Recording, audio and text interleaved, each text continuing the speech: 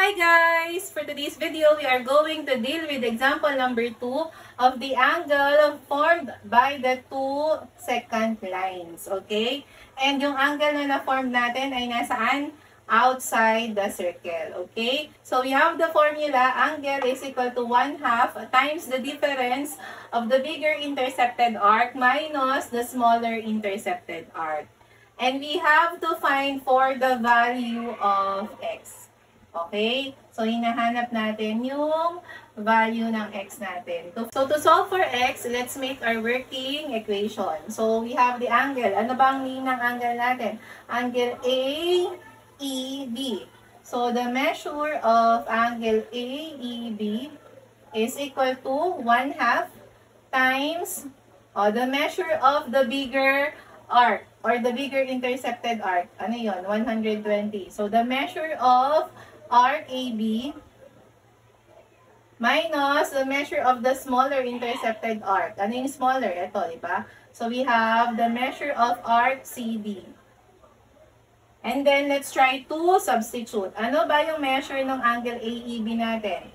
Ito siya, di ba? 3x minus 20.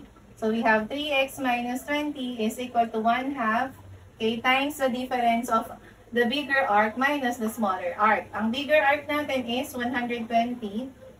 Okay, minus yung smaller arc natin which is 40. Okay, so we have 3x minus 20, copy lang siya, is equal to 1/2. What is 120 minus 40?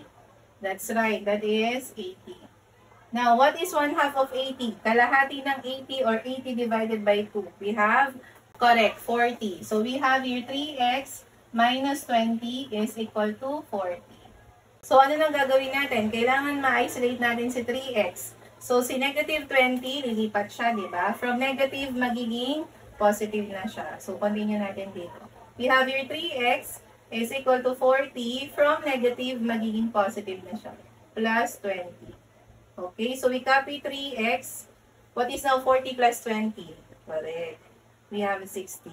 Kaya ang kailangan lang natin ay x.